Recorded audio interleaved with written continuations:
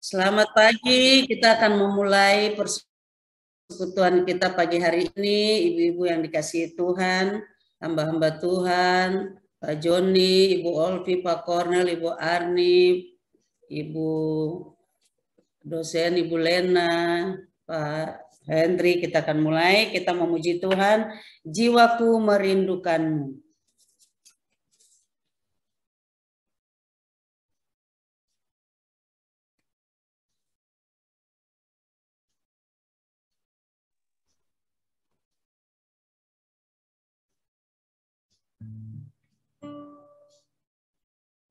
Sebab hanya Engkau yang sanggup memuaskan hati kami, Tuhan.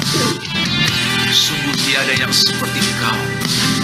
Kami membuka hati kami, dan hadirat-Mu memenuhi kami saat ini, Tuhan. Jiwaku merindukanmu, ya Allah yang hidup. Jiwaku haus kepadamu, ya Allah yang hidup. Jiwaku merindukanmu, ya Allah yang hidup. Jiwaku haus kepadamu, ya Allah yang hidup. Ku bersyukur kepadamu, sumber pengharapanku, penolongku dan Allahku, tiada yang seperti.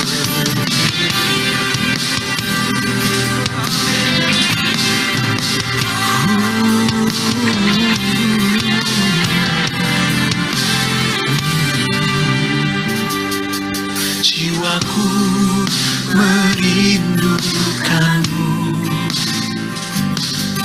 ya Allah yang hidup. Jiwaku haus kepadamu, ya Allah yang hidup. Ku bersyukur kepadamu, sumber pengharapanku, penolongku dan Allahku, tiada yang seperti. Bersyukur kepadamu, sumber pengharapanku, penolongku dan Allahku, tiada yang seperti-Mu, tiada yang seperti-Mu, oh, tiada yang seperti-Mu. Oh Yesus Tuhan, ya Bapa kami sembahkan. Oh ya Rabbashanda. Ya, mari kita berdoa. Ya Tuhan, kami berdoa menyerahkan ibadah persekutuan Agape pagi hari ini ke dalam tangan Tuhan. Kami berdoa, biarlah Tuhan menjamah, memberkati, mengurapi kami semua melalui persekutuan kami pagi hari ini, baik melalui puji-pujian, kesaksian, firman Tuhan. Kami boleh dibangkitkan lagi oleh Tuhan untuk lebih semangat masuk dalam persekutuan dan menikmati hadirat Tuhan. Dalam nama Tuhan Yesus kami berdoa. Amin.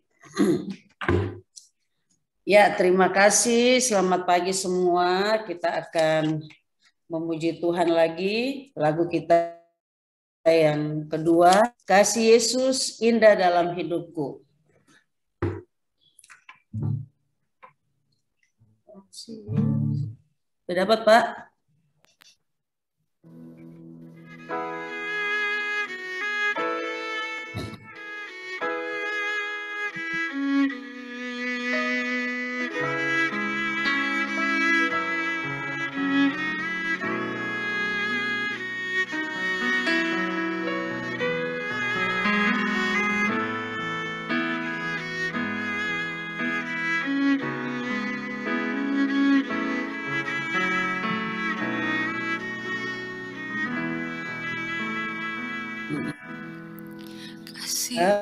Yesus indah dalam hidupku, menghiasi hati dan jiwaku. Ku tak dapat hidup tanpa kasih-Mu, Tuhan. Pegang tanganku sepanjang jalan. Kasih Yesus indah dalam hidupku, menghiasi hati dan jiwaku. Ku tak dapat hidup tanpa kasih-Mu, pegang tanganku sepanjang jalanku. Kasih Yesus mengalir seperti sungai yang tak pernah. Kasih Yesus mengobat hatiku. Dalam kasih-Mu ku merasa teduh. Kasih Yesus indah dalam hidupku,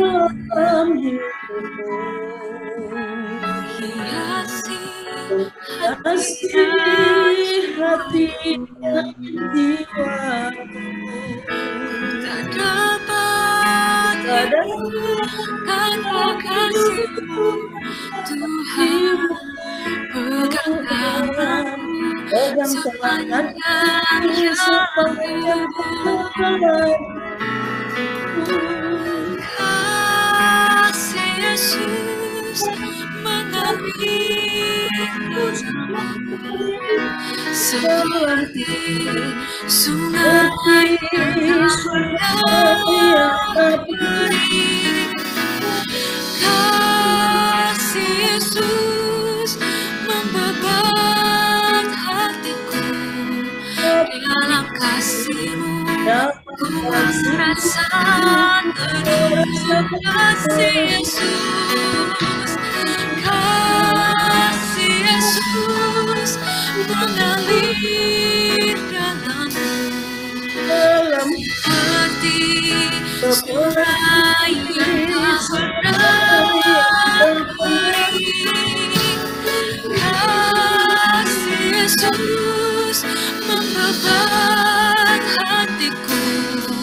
Dalam kasih-Mu ku merasa teduh. Kasih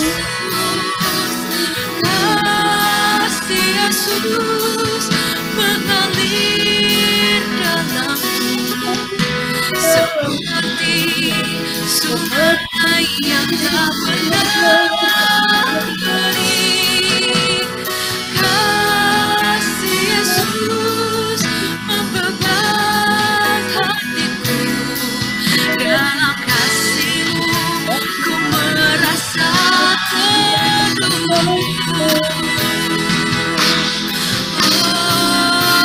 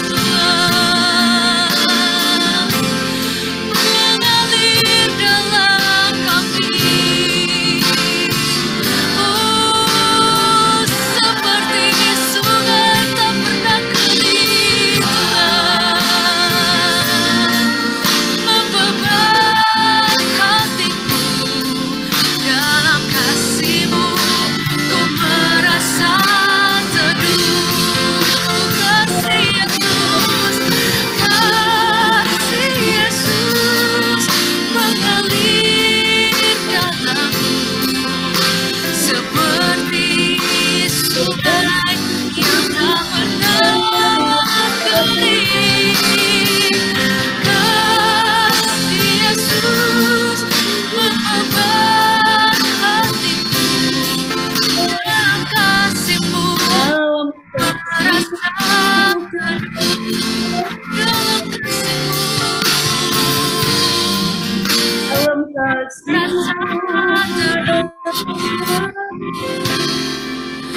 Amin.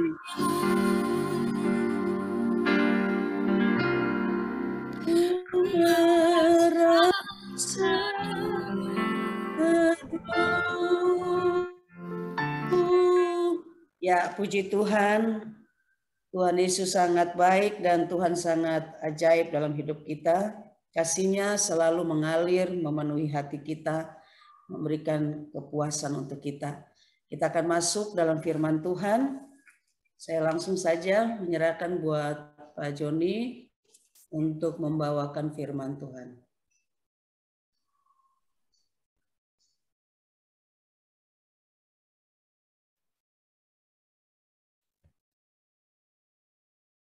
Ya, suara saya kedengaran? Terdengar ya? Baik, oke. Baik, selamat pagi rekan-rekan Agape. Bersyukur ya, kita kembali lagi bisa bersekutu bersama-sama dalam persekutuan Agape pada pagi ini. Mari kita berdoa terlebih dahulu sebelum kita akan merenungkan firman Tuhan. Mari kita berdoa. Bapa di surga, kami bersyukur Tuhan, oleh karena Tuhan baik dalam kehidupan kami, hamba-hamba Tuhan, para pelayan-Mu yang setia melayani sampai dengan hari ini. Kami bersyukur karena Tuhan memelihara kami, sejak kami dibentuk oleh Tuhan di I3, hingga kami saat ini Tuhan melayani di ladang masing-masing, baik sebagai gembala, sebagai dosen, dan lain sebagainya. Terima kasih Bapa. Kami percaya Tuhanlah yang memeliharakan akan kami, keluarga, dan juga pelayanan kami. Saat ini Tuhan, kami rindu untuk dapat merenungkan kebenaran Tuhan, kiranya Engkau tolong kami, terangi hati kami, dan pikiran kami, supaya kami boleh memahami kebenaran Tuhan dengan baik. Dan firman-Mu boleh menjadi berkat dalam hidup kami. Di dalam nama Tuhan kami, Yesus, kami berdoa. Amin. Ya, rekan-rekan Agape yang dikasihi Tuhan, kesempatan ini saya rindu mengajak kita untuk menyemangati lagi ya kasih mula-mula yang ada pada diri kita ketika kita dibentuk oleh Tuhan di I3 ya. Saya yakin semangat untuk menginjil, semangat untuk mencari jiwa ya, semangat untuk bersaksi itu menyala-nyala ya ketika kita pertama kali dibentuk Tuhan di I3.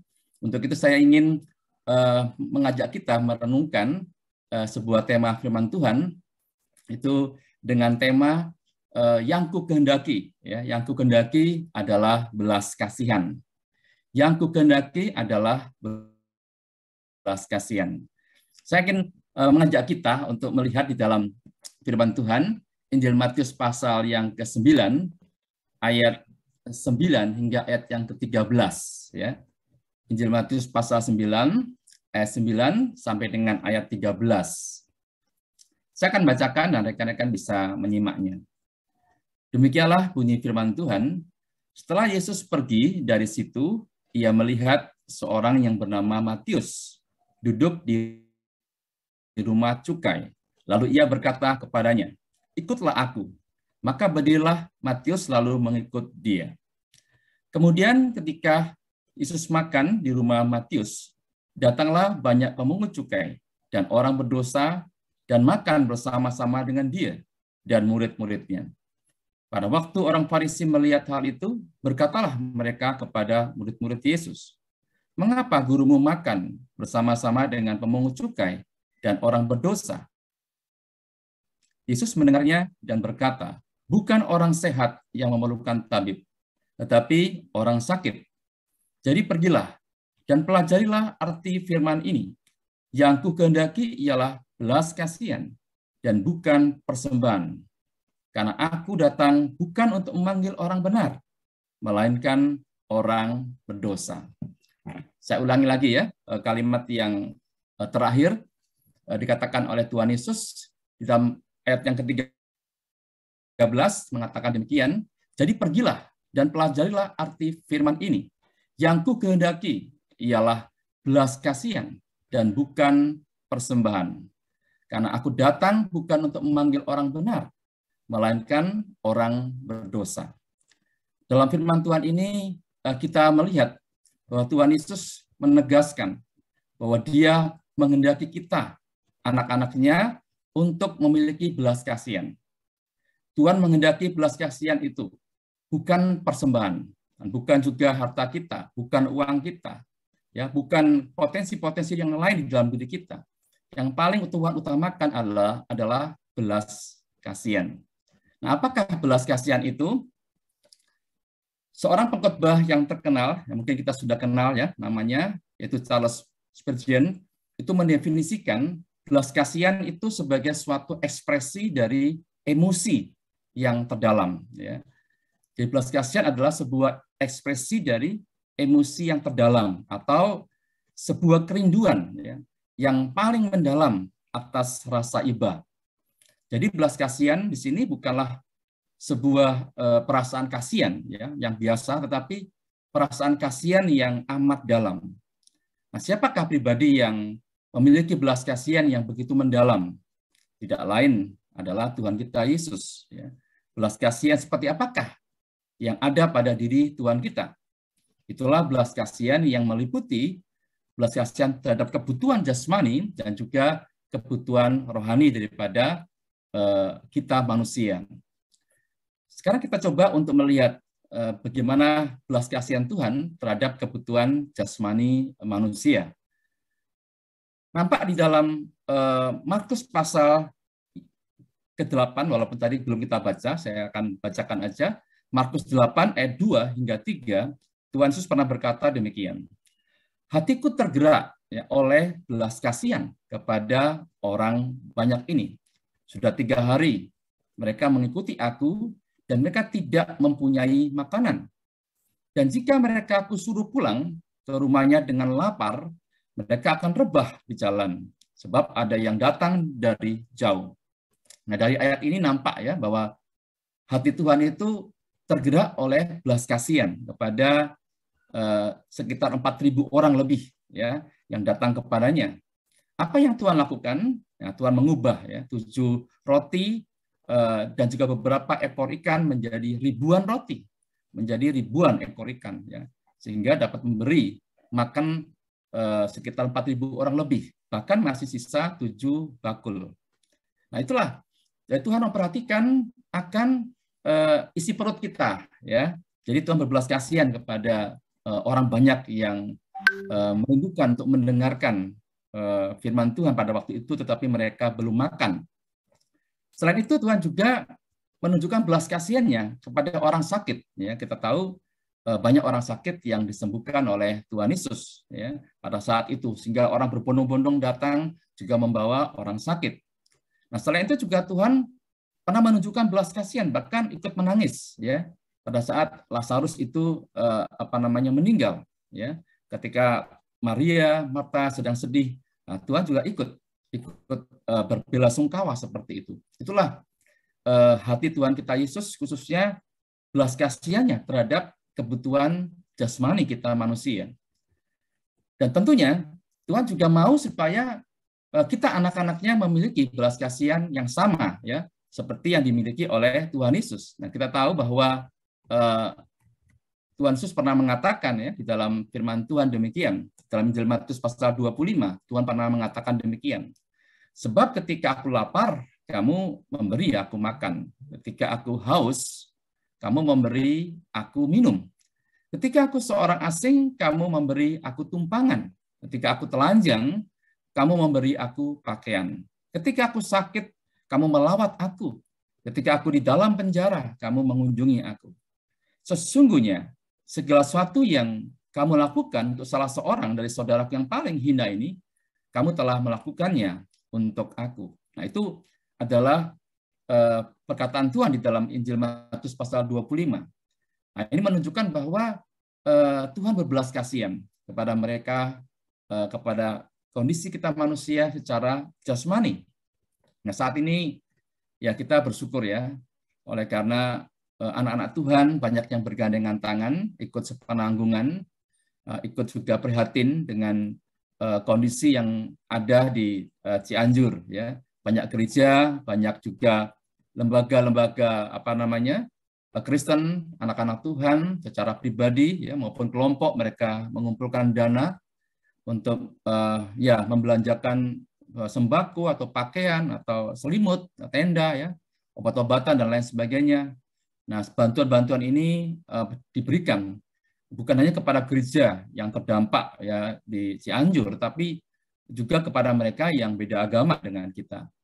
Sekalipun memang sempat ya kita mendengar ada tenda-tenda yang tadinya bertuliskan nama gereja ya, nama gereja kemudian dilepas tulisannya ya, yang nggak masalah ya, nggak masalah. Yang penting pokoknya kita tahu bahwa anak-anak Tuhan telah menunjukkan belas kasihannya kepada para korban gempa itu ya. Nah, semoga kasih daripada anak-anak Tuhan boleh menyentuh hati mereka yang beda agama. Nah, itulah yang diajarkan oleh Tuhan kita, dan bersyukur ketika ada bencana, nampaknya saya melihat bahwa gereja sigap, ya, lembaga-lembaga Kristen sigap, anak-anak Tuhan sigap untuk menunjukkan belas kasihan. Dan ini merupakan praktek daripada apa yang diajarkan Tuhan Yesus kepada kita. Nah, selain belas kasihan berkaitan dengan kebutuhan jasmani, nah ada hal yang jauh lebih penting, ya, yang kita baca pada pagi hari ini, yang dinyatakan oleh Tuhan Yesus di dalam Injil Matius pasal 9, ya, ayat 9 hingga 13. Itulah belas kasihan berkaitan dengan kebutuhan rohani, ya. Jadi bukan hanya kebutuhan jasmani, tetapi yang paling penting, yang paling utama adalah kebutuhan rohani.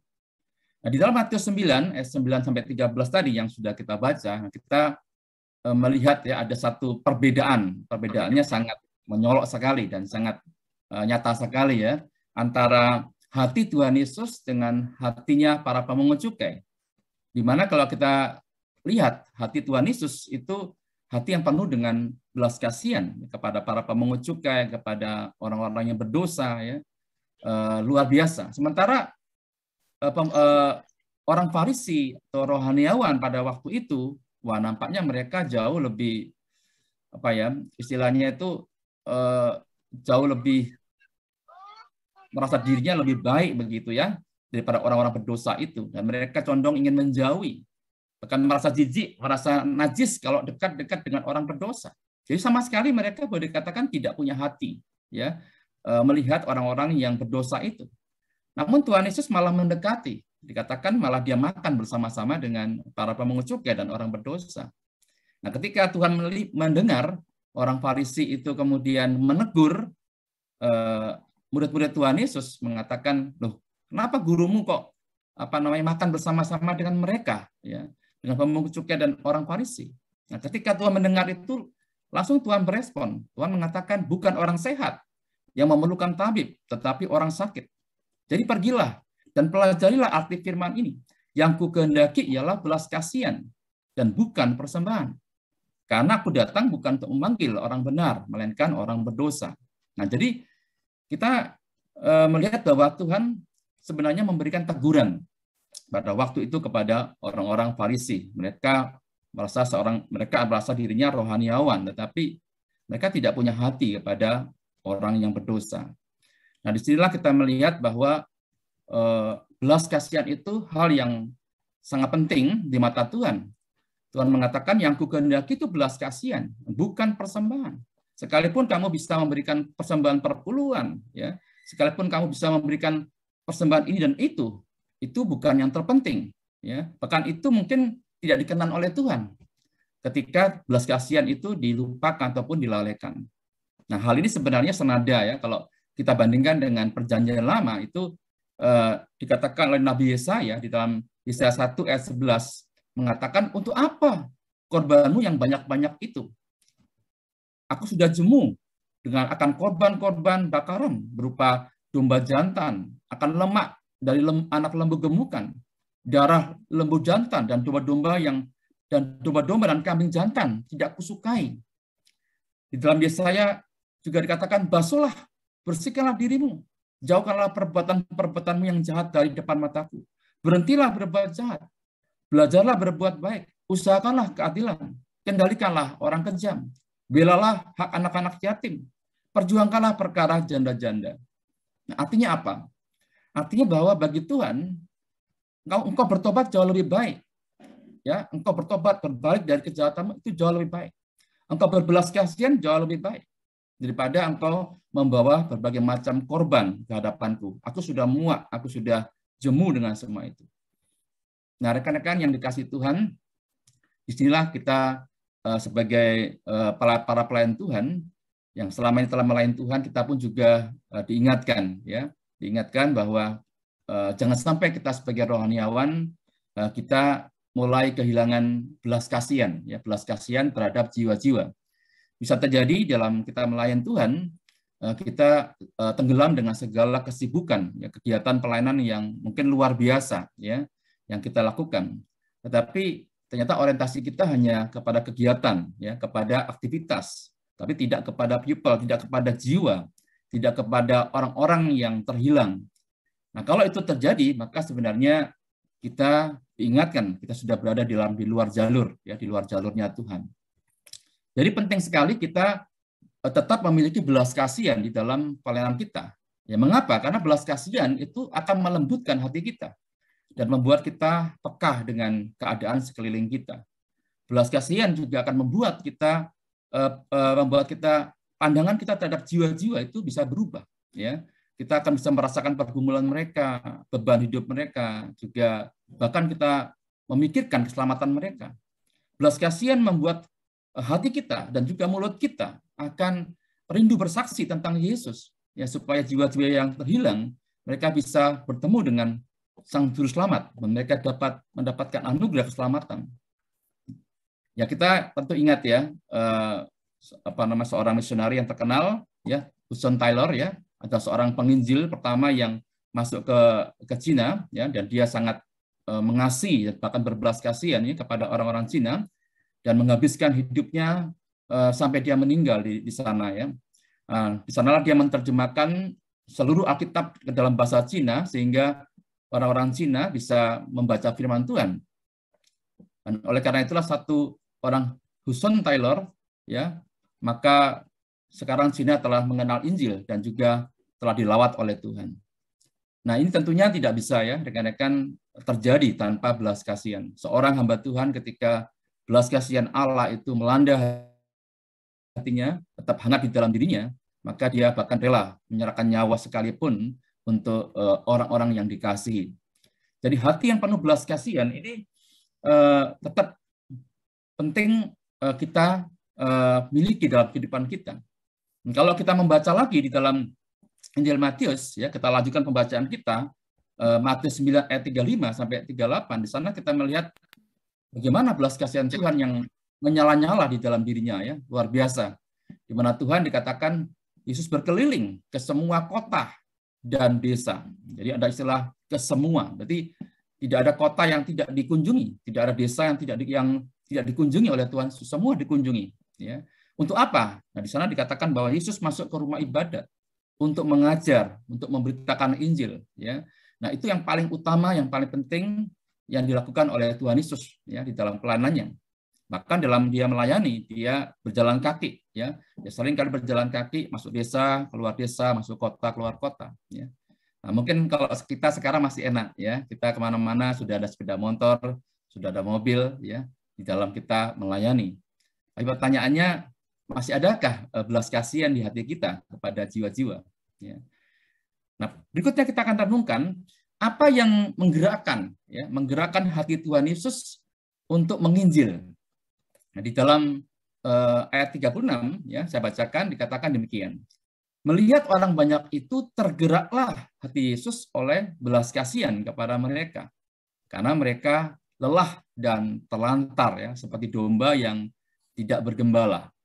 Dikatakan tergeraklah hati Tuhan Yesus oleh belas kasihan karena melihat orang banyak itu lelah dan terlantar seperti domba yang tidak bergembala. Nah, apa artinya domba yang tidak bergembala? Seekor domba tanpa gembala tidak dapat menemukan jalannya sendiri. Apabila kita dibiarkan sendiri dalam hidup ini, kita pun pasti akan tersesat, ya. Kita dapat berdiri di persimpangan jalan dan tidak tahu jalan mana yang akan kita ambil, ya. Hanya apabila Tuhan Yesus memimpin kita dan kita mengikutinya, maka kita akan menemukan jalan yang kita cari. Ya. Apa artinya domba yang tidak bergembala? Domba yang tidak bergembala tidak dapat menemukan padang rumput yang hijau dan juga makanan bagi dirinya. Nah, dalam kehidupan ini kita membutuhkan penopang kehidupan kita yang bisa memimpin kita untuk bertemu dengan padang rumput yang hijau itu. Seekor domba tanpa gembala juga tidak memiliki pertahanan ya, dan daya untuk melawan segala bahaya yang mengancamnya, baik ancaman dari para perampok maupun juga binatang buas. Nah, pelajaran hidup yang mendasar adalah bahwa kita tidak dapat hidup sendiri. Tidak ada seorang pun yang dapat melawan godaan-godaan yang mengganggunya dan dari kejahatan dunia yang menyerangnya apabila Tuhan Yesus tidak bersama-sama dengan dia. Nah, jadi penting sekali kita memperdulikan akan domba yang tidak bergembala. Itulah yang membuat hati Tuhan tergerak sekali. Karena pada waktu itu gembala-gembala Israel itu masa bodoh, ya. Jadi rohaniawan Israel itu masa bodoh, mereka tidak memperdulikan domba-domba yang sesat itu. Dan Tuhan tergerak hatinya memperhatikan mereka kembali. Nah, berikutnya kalau kita memperhatikan, menarik sekali, Tuhan Yesus di dalam menyatakan belas kasihannya kepada jiwa-jiwa, ya, dia sempat mengatakan demikian. Tuhan memang banyak, tetapi pekerja sedikit. Tuhan memang banyak, ya, tetapi pekerja sedikit. Karena itu mintalah kepada Tuhan yang empunya Tuhan, supaya ia mengirimkan pekerja-pekerja untuk Tuhan itu. Nah, di sini nampak ya bahwa Tuhan Yesus tidak mau dia bekerja sendiri. Ya, Tuhan ingin supaya mengajak akan murid-muridnya di dalam memberitakan Injil.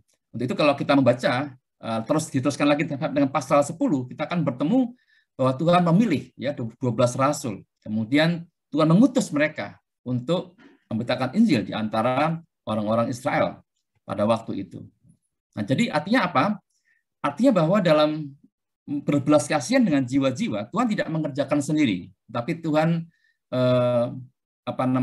mengajak para muridnya bermitra dengan dia, ya, bersama-sama dengan dia untuk menuai jiwa-jiwa. Nah, sikap Tuhan ini patut kita contoh ya, patut kita teladani sebagai hamba Tuhan. Nah, kita bersyukur ada rekan-rekan kita yang menjadi dosen di STT. Nah, tentunya Tuhan diberikan Tuhan ya karunia untuk bisa mempersiapkan para penuai di ladang Tuhan. Banyak hamba-hamba Tuhan dipersiapkan di STT dan rekan-rekan mengajar mereka. Demikian juga dengan kami para gembala, ya, kita juga di gereja tidak mungkin bekerja sendiri. Kita juga ingin mencetak para penuai ya di ladang untuk bisa terjun di dalam ladang Tuhan. Dan ya yang saya lakukan dalam tahun 2022 ini, saya mencoba hal sederhana ya, menyiapkan guru-guru sekolah minggu kami itu untuk menjadi penuai. Jadi saya melatih mereka dengan sebuah metode penginjilan yang sederhana, itu metode EE ya, mungkin rekan-rekan tahu ya metode penginjilan EE. Nah, itu yang kami gunakan. Saya lengkapi guru-guru, saya training mereka, kemudian saya ajak mereka mulai menginjil. Memang untuk menginjil orang yang belum percaya tidak mudah, jadi harus latihan dulu pada orang yang percaya ya. Jadi saya ajak mereka untuk menginjil di sekolah-sekolah. Jadi kami mencoba masuk di sekolah Kristen dulu, di SD Kristen, SMP Kristen ya. Nah, tapi bersyukur dalam tahun 2022 ini sudah sekitar 100 siswa ya, 100 siswa yang kami injili. Jadi saya bersama dengan guru-guru sekolah minggu, ada 12 guru yang saya latih, kami berjalan bersama-sama dan sudah bisa menginjil sekitar 100 anak. Nah, harapan saya, kenapa menginjili kepada anak-anak yang sudah percaya? Ya, karena ini berkaitan dengan memantapkan iman mereka. Karena memang tidak semua anak walaupun sudah Kristen, tetapi dia betul-betul yakin akan keselamatannya. Sehingga melalui metode ini juga lebih dimantapkan lagi. Nah, sekaligus melatih penuainya, ya, melatih penuai-penuai yang menginjil. Nah, saya percaya ketika mereka sudah 5-6 kali menginjil, tidak mustahil ketika mereka bertemu dengan orang yang non-Kristen, mereka juga akan diberikan Tuhan hikmat untuk bisa menginjil. Nah, inilah rekan-rekan yang menjadi hati Tuhan Yesus, ya, di mana Tuhan merindukan untuk kita masih memiliki belas kasihan, ya, belas kasihan daripada Allah terhadap jiwa-jiwa. Biarlah kita tidak seperti orang-orang Farisi yang hanya memikirkan tenggelam dengan segala kesibukannya, ya, tetapi tidak memikirkan jiwa. Kiranya Tuhan boleh memberkati kita melalui firman-Nya. Mari kita berdoa. Bapa di surga, terima kasih. Kami bersyukur karena Tuhan telah membentuk kami di sekolah I3 dengan satu beban yang sama, dengan satu panggilan yang sama, yaitu kami dipanggil untuk memberitakan Injil Tuhan sampai ke ujung-ujung bumi, dimanapun kami berada. Dan kami bersyukur Tuhan, kami bersyukur oleh karena Tuhan telah memakai semua kami, rekan-rekan hamba Tuhan, dimanapun kami berada, baik sebagai dosen, baik sebagai gembala, sebagai guru dan sebagainya, kami boleh dipakai Tuhan untuk menjadi pemberita Injil. Tuhan, pakailah kami, masih banyak jiwa-jiwa yang tersesat, masih banyak Tuhan, mereka yang terhilang, yang tak tergembalakan.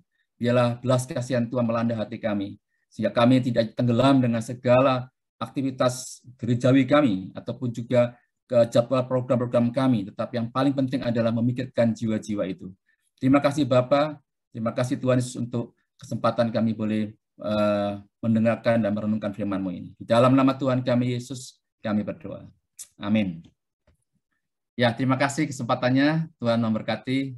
Saya kembalikan kepada Ibu Grince. Ya, puji Tuhan, firman Tuhan yang luar biasa. Saya percaya kita semua pagi hari ini diberkati oleh Tuhan. Sebelum kita masuk di dalam doa syafaat, kita memuji Tuhan lagi. Engkaulah perisaiku.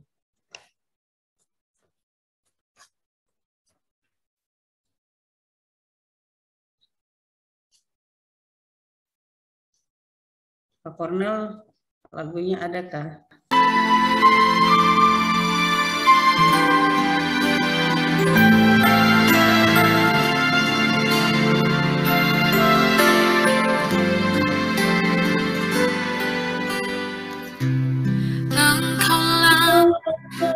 Perisaiku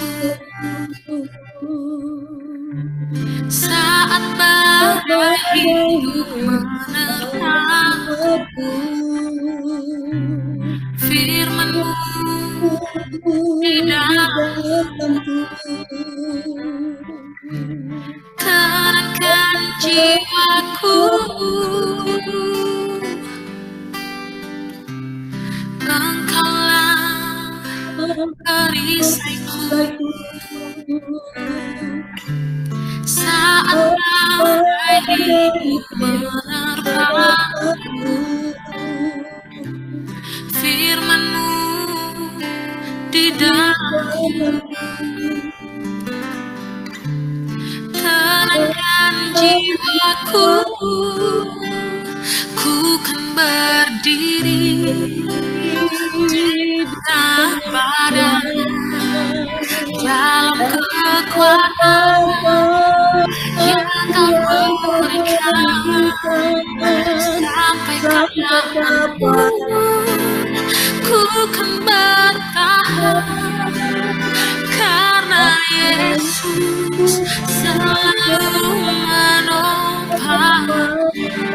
Ku kan bertahan dalam tekanan dengan kekuatan yang Kau berikan, sampai kapanpun tak tergoyahkan, karena Yesus selalu menopang hidupku.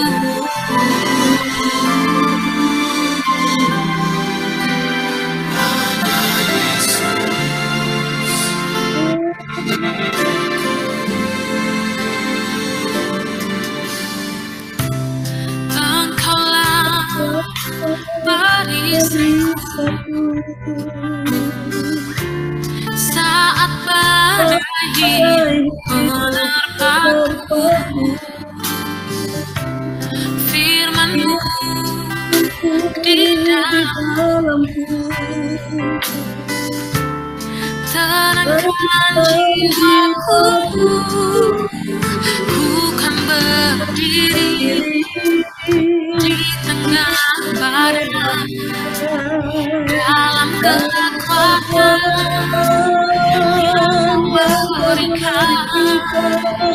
Sampai kapanpun ku kan bertahan, karena Yesus selalu menopang.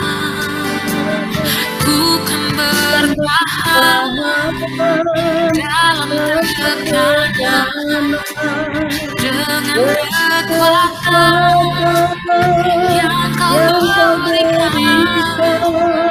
Sampai kapanpun tak tergoyahkan, karena Yesus selalu menopang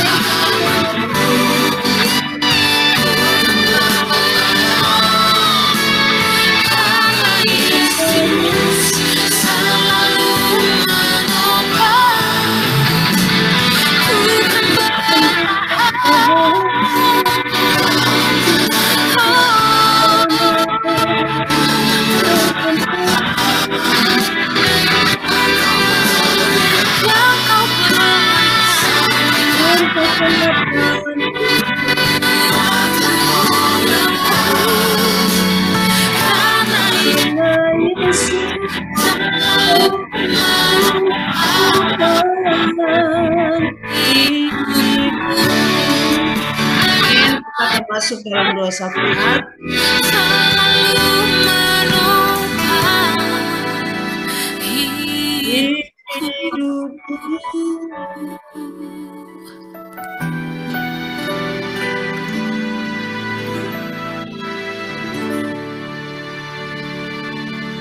Amin.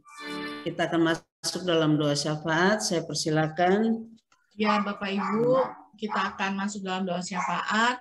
Silakan bagi Bapak Ibu yang akan merindu untuk menyampaikan pokok doa, supaya kita akan doakan bersama-sama. Silakan, saya akan mencatatnya. Ada pokok-pokok doa. Selain semua kita kan masuk dalam ini ya, persiapan untuk perayaan Natal ya. Jadi minggu lalu sudah minggu Advent pertama kemarin. Ya, silakan ada yang mau sampaikan.